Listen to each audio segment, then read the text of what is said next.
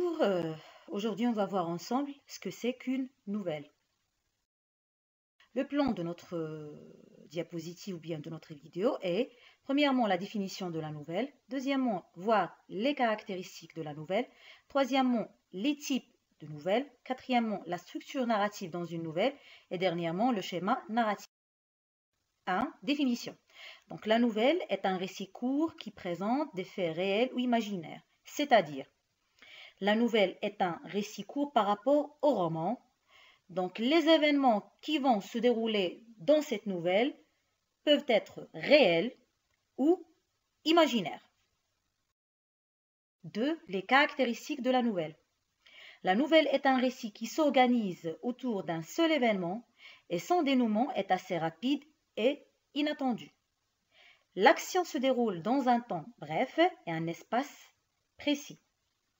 Il y a peu de personnages secondaires et le rythme dans la nouvelle est rapide, pas de temps mort. Quels sont les types de nouvelles? Donc il y a 4 types de nouvelles.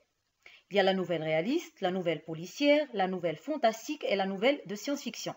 La nouvelle réaliste présente des faits supposés réels qui sont vraiment passés ou vraisemblables. Exemple, la parure de Guy de Maupassant. B. Il y a la nouvelle policière. Elle ressemble bien sûr au film policier. Elle se concentre sur une intrigue de type policier, exemple, vol de bijoux à l'hôtel Métropole d'Agatha Christie. C. La nouvelle fantastique où il y a l'intrusion d'un élément inexplicable ou surnaturel qui crée l'angoisse, exemple, le Horla de Guy de Maupassant.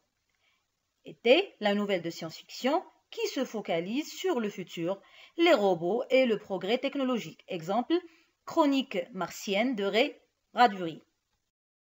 Maintenant, on va voir la structure narrative d'une nouvelle. Donc, la structure narrative est divisée en 5 parties. Première partie, la situation initiale ou bien la situation stable.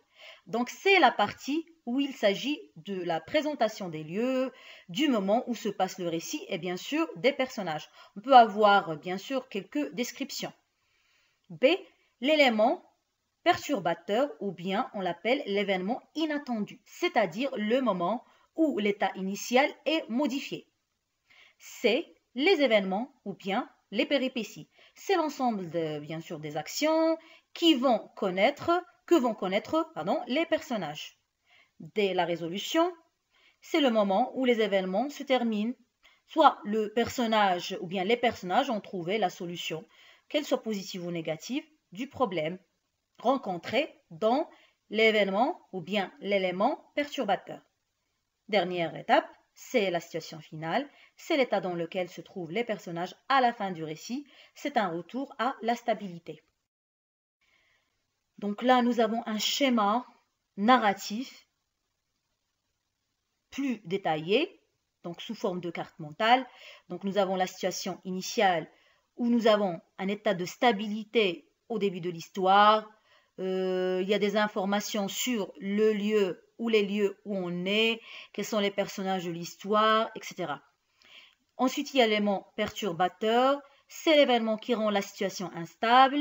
Cela oblige les personnages ou bien le personnage à agir.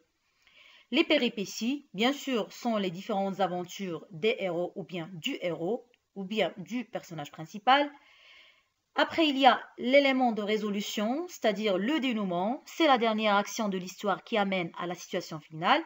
Et bien sûr, la situation finale, c'est l'état stable dans lequel se retrouvent les héros ou bien le héros.